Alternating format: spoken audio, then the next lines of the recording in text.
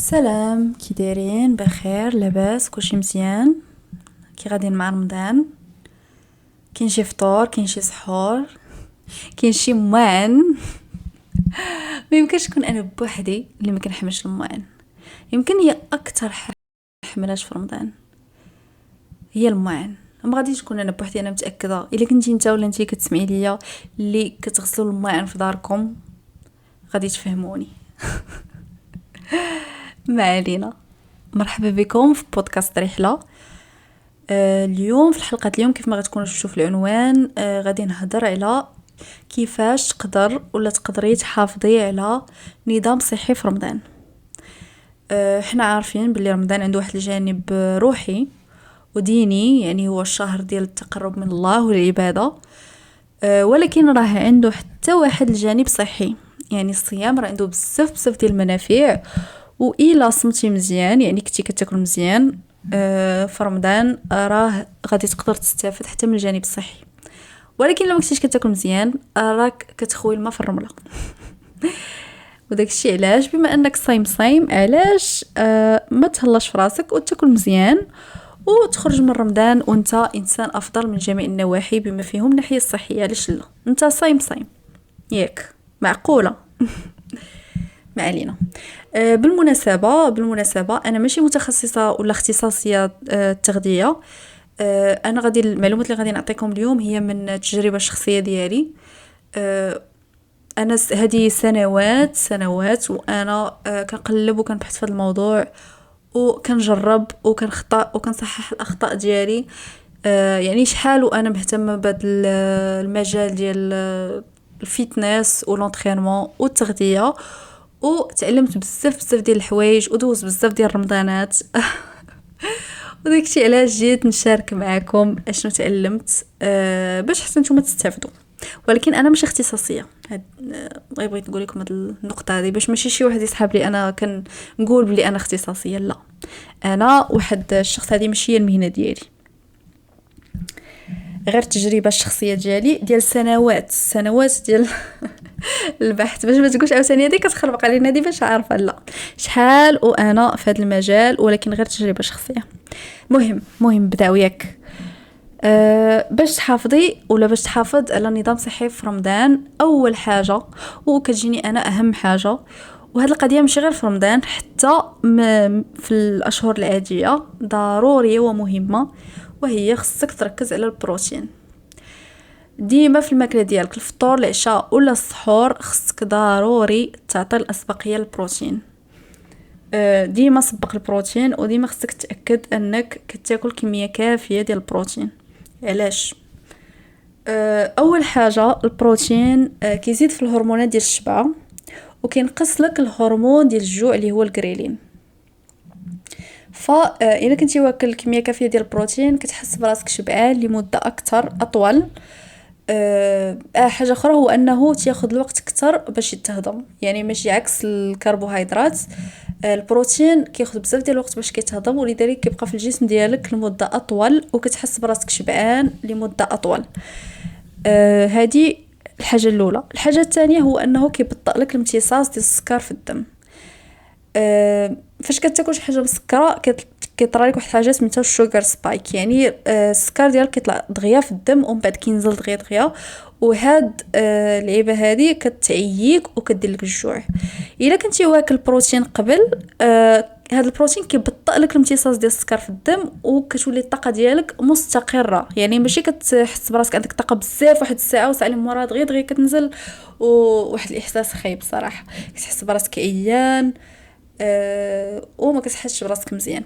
الا كنتي واكل بروتين كتحس بواحد الطاقه اللي مستقره في النهار فاش كتكون صايم، وكتقدر دير الانشطه ديالك اليوميه ديالك حسن، يعني كتمشي للخدمه كترجع، تتغسل ولا كتغسلي ولا الدراري تتغسل الماعن ديالك، وكدير كاع داكشي خصك دير في النهار، وانت كتحس براسك مزيان ماشي عيان. هذه حاجه اخرى. ثالث حاجه هو الحفاظ على العضله. البروتين مهم باش انك تحافظ على العضله ديالك، وماشي غير الناس ديال لاصال، راه حنا كاملين كنستعملوا العضله ديالنا كل نهار في الانشطه اليوميه ديالنا. يعني خاصك تحافظ عليها بانك تاكل بروتين كافي، خصوصا الناس اللي كبار شويه في العمر، حيت مع كتبدا تكبر في العمر مع العضلات كيبداو ينقصوا ماشي كيتزادوا. يعني كتولي مدابز غير باش ما ينقصوش لك العضلات، ماشي باش انك تبني عضله كبر، ولكن غير باش ما تقلصش لك هذيك العضله. يعني خصك تاكل كتر ديال البروتين ولا كميات كافيه ديال البروتين، و تريني هذيك العضله.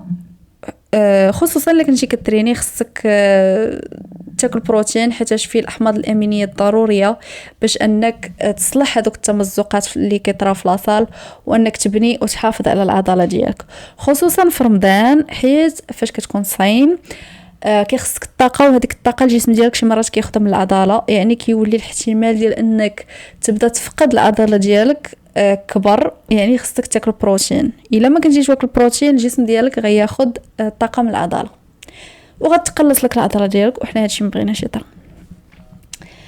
دابا شرح كيف بعد ما شرحت علاش البروتين مهم، شنو هي كميه كافيه ديال البروتين، شحال خصك تاكل ديال البروتين. خاصك 1.2 حتى 2 غرامات ديال البروتين على كل كيلوغرام من الوزن ديالك ولا من الوزن المثالي ديالك. مثلا الا كانت فيك 60 كيلو ولا بغيتي تكون فيك 60 كيلو، خاصك تاكلي 72 غرام حتى 120 غرام ديال البروتين. يعني 1.2 ديال 60، 1.2 ديال 60 كيلو هي 72 غرام ديال البروتين، و 2 غرام 60 كيلو هي 120 غرام ديال البروتين. دونك الا كانت فيك 60 كيلو خصك على الاقل 72 غرام ديال البروتين حتى 120 اللي هي اوبتيمال. يعني من الاحسن تاكلي 120 غرام ديال البروتين. دابا شنو الناس اللي ما عارفينش شنو هي ياكل البروتين، فاش كاين البروتين، فين تقدر تلقاه؟ بروتين كاين نوعين، بروتين حيواني والبروتين النباتي. بروتين حيواني هما اللحوم، الدجاج، لا داند، اللحم احمر، الكفته، الحوت، البيض، هادو كاملين بروتين حيوانيه. والبروتينات النباتيه هي الكينوا، كاين العدس مصدر زوين ديال البروتينات النباتيه، الطوفو، المكسرات كاين بحال اللوز مثلا فيه شويه ديال البروتين صراحه ماشي بزاف. عامه البروتينات الحيوانيه حسن جوده اكبر وكيكون فيهم بروتين طالع بالمقارنه مع السعرات الحراريه على البروتينات النباتيه. وهنا الفيجنز غادي يجيو اتاكيوني ولكن سمحوا لي، هادو من الدراسات والبحوث وحتى من التجربه ديالي صراحه كنلاحظ فرق كبير ما بين فاش كنكون كناكل بروتينات حيوانيه وبروتينات نباتيه. حاجه اخرى هي الكبده راه زوينه بزاف اللي كنتي كتاكلها، داخله في البروتينات الحيوانيه، زوينه فيها البروتين فيها الحديد، مزيانه للصحه ديالك، خصوصا البنات في وقت ديال لي ريغل خصك تاكلي الكبده راه كتعاون بزاف. مهم هذا موضوع اخر نهضروا عليه مره اخرى. دابا هضرنا على اول حاجه هي تركز على البروتين. ثاني حاجه باش تحافظي على نظام غذائي صحي ولا نظام صحي في رمضان هو انك تبعد على السكر. ياك متفقين؟ كل شيء عارف انك السكر خايب لك سواء في رمضان ولا ماشي في رمضان، ولكن بالخصوص في رمضان. علاش؟ اول حاجه فاش كتاكل السكر، وفاش كنقول السكر راه ما كنقصدش غير السكر الابيض، حيت بزاف الناس كيسحاب ليهم السكر هو السكر الابيض صافي. لا، السكر هو السكر الابيض. كاع داكشي اللي كتشري، المصنعات اللي كتشري من الزنقه، خاصك تشوف القيمه الغذائيه ديال داك الطابلو لي لور، تشوف شحال فيها ديال السكر، حيت راه كيكون فيهم السكر بزاف. داكشي الواجد اللي كتسخنو كتاكلو يكون فيه السكر بزاف. الحلويات، هادوك الكربوهيدرات المكرره، الريفايند كاربس، فيهم بزاف ديال السكر حتى هما. المعجنات، هادو الكربوهيدرات المكرره بحال المعجنات، بحال الخبز المسمن، البغرير، داكشي كامل فيه بزاف ديال السكر. الحلويات، الدانون اللي كتكون فيه النكهه، يعني دانون بفخيز، دانون كيكون فيه بزاف ديال السكر. ديما تقرا القيمه الغذائيه، شوف شحال فيه ديال السكر. شنو ثاني؟ ويلي الشباكيه الشباكيه راه بركان ديال السكر، شباكيه راه يمكن ما خصكش كاع تاكلها، واخا ما كيعجبنيش نقول هاد الكلمه ديال ما خصكش تاكلها، ولكن حاولوا تنقصوا الشباكيه، وخصوصا فاش تكونوا باقي ما كليتوش البروتين. انت باقي ما واكلش بروتين، ما تاكلش السكر، ما تاكلش الشباكيه ياك. المهم فاش كتاكل هاد السكريات هادو كاملين اللي قلت لك دابا، شنو كيطرا؟ كيطلع السكر في الدم دغيا، كيطرا لك هذاك الشوغر سبايك، يعني السكر في الدم كيطلع دغيا دغيا. فاش كيطلع الانسولين، الجسم ديالك كيبدا يفرز الانسولين كيفيق مسكين. انت اصلا كنتي صايم نهار كامل، يعني الجهاز الهضمي ديالك كان مرتاح ناس، الانسولين كان ناس، الجسم ديالك كان مرتاح، وغتنوض انت شنو غدير ليه؟ باقا ما كليتي لا بروتين لا والو، غتلوح ليه السكر، غتلوح ليه السكريات. عرفتي الجسم ديالك مسكين كيتصدى، هذاك الانسولين كيبدا خارج مسكين مشعكك، يلا فايق. كيطحن لك الطاقه ديالك. فاش هذاك الانسولين كيحاول ينزل لك السكر في الدم، شنو كطرا من بعدها؟ كيتنزل هذاك السكر وكتحس براسك عيان وفيك الجوع وما كتحسش براسك مزيان. ولذلك السكر ما مزيانش. السكر كيدير الجوع، كيدير العيا دغيا دغيا، يعني السرعه ديال انك غادي تحس براسك عيان وفيك الجوع دغيا دغيا. راك تاكل بزاف ديال السكر، ساعه ساعه ونص ساعتين غتحس براسك بحال ما كليتيش نهائيا، الطاقه ديالك غتكون ميته، الجسم ديالك عيان. كيسبب التهابات.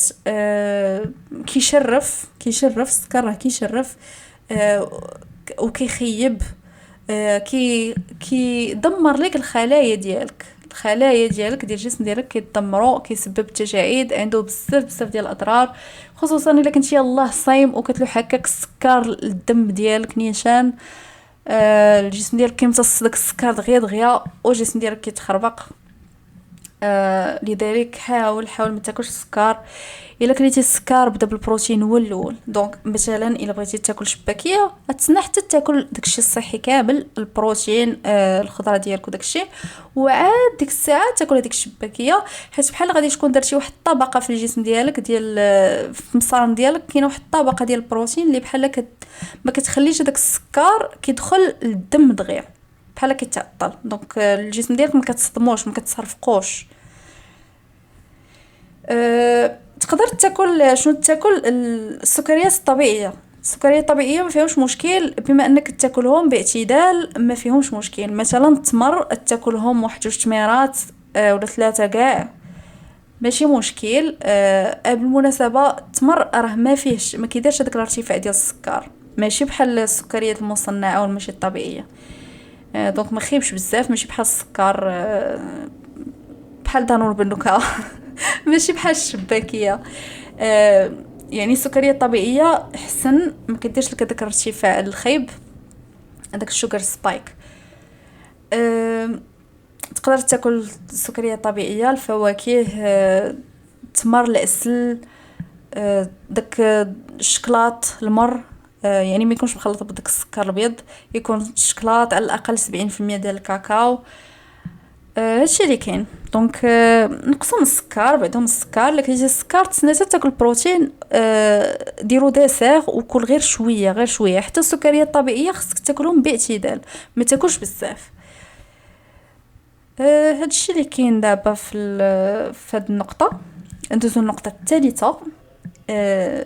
قلنا اول حاجه هي تركز على البروتين، ثاني حاجه تبعد من السكر، ولا كليتي السكر خليته الاخر. ثالث حاجه هي خصك تشرب الماء ضروري تشرب مزيان.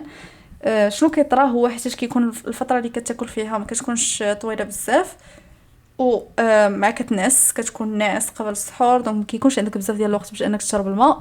بحال كتنسى، ما تنساش، راه النهار هو النهار، داكشي اللي خصك في النهار ديال الماء هو اللي خاصك، سواء كنتي صمتي ولا لا. ضروري خصك تشرب الماء 8 حتى 10 ديال الكيسان ما بين الفطور والسحور تشربهم. تجنب ما تاكلش الماء، ما تشربش الماء مع الماكله، يعني فاش تكون كتفطر وما تشربش الماء، تسنى تتسالي وشرب الماء. هذيك الفتره ما بين الفطور والعشاء، ولا العشاء ما بين العشاء والسحور، حاول تشرب فيها الماء. ولا فاش تسالي السحور ديالك حاول تشرب الماء. المهم حاول السوائل ما تجمعهمش مع الماكله، سواء الحليب، العصير، اي حاجه. ما تحاولش تشرب السوائل وانت كتاكل، ديما تتسالي.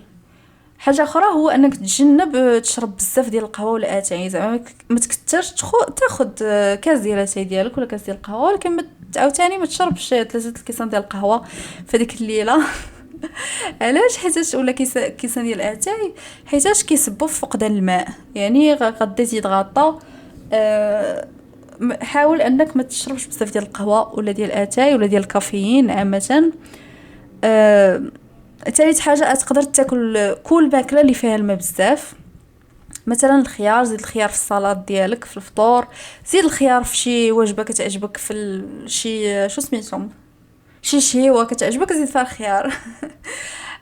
خيار الليمون حتى هو عامه الدله حتى هو زوين، ولكن ماشي هذا ماشي الفصل ديالو كيفاش يدلح برا.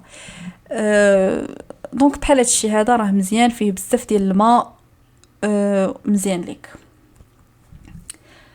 دابا قلنا تركز على البروتين، غتبعد على السكر، غتحاول تشرب الماء مزيان 8 حتى ل 10 الكيسان، تشرب الماء الكافي ديالك في النهار. رابع حاجه، خاصك تاكل ماكله غنيه بالالياف، الفايبر. شنو هما الالياف؟ الالياف هما واحد المكون الغذائي اللي كيعاونك على الهضم، كيعاون الجهاز الهضمي ديالك انه يهضم هذيك الماكله اللي كتعطيه. فين كتلقى هاد الالياف؟ كيكون غالبا في الخضره والفواكه، يعني بزاف الخضره، خصك تاكل الخضر. ملي كنقول بزاف ماشي بزاف، المهم خصك تاكل كميه معقوله ديال الخضره وديال الفواكه، ديال المكسرات هو كيعاون. الخضره مثلا بحال خيزو زوين، فلفله، الفواكه كاع دوك البيريز يعني التوت، حيت البيريز راه كيكون فيهم حتى السكر كيكون ناقص. لافوكا، المكسرات بحال اللوز حتى هو مزيان، وحتى الحبوب الكامله كيكونوا كيعاونوا بحال الشوفان حتى هو مزيان. هادشي كيعاون، هاد الالياف كيعاونوك باش انك تحسن الهضم ديالك وكتقلل من الامساك في رمضان. بحال كتحسن الحركه ديال المصارن ديالك كتحسنوا، كتمشي للطواليت المرات المناسبه، يعني ما كتبقاش ما تيجيكش الامساك. حاجه اخرى هو انه تعاون حتى هو كيعاون، حتى الخضره كتعاون في التنظيم ديال السكر في الدم، بحال البروتين كتعاونك في التنظيم ديال السكر في الدم وانك تحس بالشبع اكثر. يعني ديما كتعطي الاسبقيه للبروتين اول حاجه، ثاني حاجه الخضره والفواكه، وعادي الا بغيتي تاكل شي حاجه مسكره ولا دوك السكريات الطبيعيه زيدهم ديك الساعه، تقدر تاكلهم ماشي مشكل، غير ما تاكلش بزاف. هاد الالياف كيعاونوا حتى في صحه القلب بالمناسبه، يعني كينزلوا لك كاع الكوليسترول الضار في الدم ديالك. هادشي كيعاونك باش ما يجيوكش شي امراض ديال القلب في المستقبل. يعني راه خصكم تاكلوا الخضره والفواكه، راه ضروريين. شنو تاني؟ المهم هضرنا دابا شنو قلنا، هذه الرابعه هي انك خصك تاكل ماكله غنيه بالالياف. حاجه اخرى هو انك حاول تاكل الملحه الكافيه، راه بزاف الناس كيتفاداو الملحه، راه ضروري تاكل الملحه ولا غادي تجيك السخفه، راه ضروري الملحه للطاقه ديالك. فاش تفطر الماكله ديالك تكون فيها ملحه، عاوتاني ما تكترش بزاف، ولكن تكون كميه كافيه ديال الملحه باش ما تجيكش الدوخه. خامس واخر نقطه غادي نهضر عليها هي الرياضه والحركه. ضروري خصك تتحرك في رمضان. بزاف ديال الناس ما عرفتش واش كتاكل بزاف، ما خصكش تاكل بزاف تتقل ما تقدرش تتحرك، ولكن فاش تاكل الكميه الكافيه ديال الماكله خاصك تريني. ما تخليش راسك تنسى راسك في رمضان وما ترينيش حيتاش التوقيت ماشي مناسب ولا كتعيا ولا مهم. ضروري خصك تريني.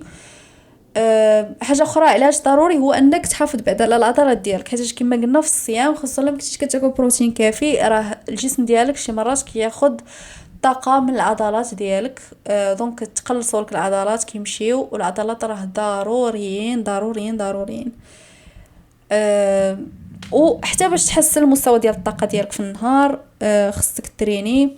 شنو هو احسن وقت باش انك تريني؟ انا بالنسبه لي احسن وقت هو مورا الفطور بواحد الساعتين، يعني كتاكل كتشرب كتخلي شويه ديال الوقت ديال الهضم باش انك تخلي شويه ديك الساعتين باش تستافد من هذوك تاخذ طاقه من الماكله، حيت تشرب ماشي غير كتسرط كتجيك الطاقه. الطاقه راه خصها شويه ديال الوقت باش الجسم ديالك يحول هذيك الماكله لطاقه. يعني اون فوا كتاكل ماكله مزيانه كما قلنا، طبق داكشي اللي قلت كامل، او تمشي تريني من مورا بساعتين تريني الحديد. احسن حاجه تقدر ديري انك تريني الحديد ساعتين مورا الفطور، واحد 3 المرات في السيمانه على الاقل. قبل الفطور الناس اللي كيبغيو يترينيو قبل الفطور تقدر دير يوغا ولا شي مشي خفيف ولا شي جريه غير صغيره. المهم ما تعيقش على راسك. ولا كنتي غدير الحديد قبل الفطور واخا ما كنصحكش حاول تخفف من الثقل حيت تقدر to get injured، يعني تقدر تضر راسك، تضر العضله ديالك. عرفتي شنو هي injured بالدارجه؟ يعني المهم تقدر تضر تبلاصه، تقدر تفلاسة في لاصال. يعني دير شي حاجه خفيفه قبل الفطور. حاول تمشى من مورا ما تاكل، اون فوا تسالي الماكله ديالك دير واحد 10 دقائق غير تمشى في الدار، تحرك، دير شي شطيحه صغيره تمشى واحد 10 دقائق حتى 30 دقيقه كاع الا كان فيك.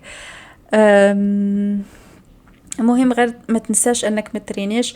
وانت شوف الطاقه ديالك في النهار ديالك كي دايره. الا كنتي كتحس براسك تقدر تريني في وسط النهار تريني في وسط النهار، انت سمع الجسم ديالك وشوف اشنو اللي مسلكك ديرو. المهم ما تفرسيش على راسك، خصوصا لكن فاش تكون صايم وما شاربش الماء ما تفرسيش على راسك. الا كتحس بالسخفه ولا راسك ضرك حتى هي ما تفرسيش على راسك. ديما سمع الجسم ديالك وتهلا في الجسم ديالك. وهادو هما النقاط اللي بغيت نهضر عليهم اليوم. نديرو خلاصه. اول حاجه قلنا تركز على البروتين، تاكل بروتين كافي 1.2 غرام حتى ل 2 غرام على كل كيلو ديال الجسم ديالك. بعد على السكر، والا كليتي السكر عفاك مورا ما تاكل ما تكون كليتي البروتين الكافي والخضره والفواكه عاد كل السكر. حاول تركز على السكريات الطبيعيه وبعد من الشباكيه. الا كليتي تاكل غير وحده في النهار، وحده دير غير وحده وحاول حتى ديك الوحده تحيدها.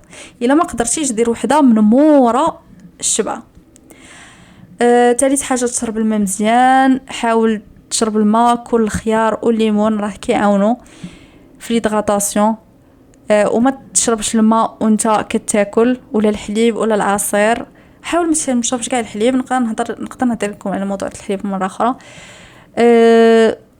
رابع حاجه ماكله غنيه بالالياف. ضروري تاكل الخضره والفواكه باش انك تحسن الهضم ديالك وتعاون الجهاز الهضمي ديالك باش انه حيتاش كتاكل كميه كبيره في وقت واحد في وقت صغير.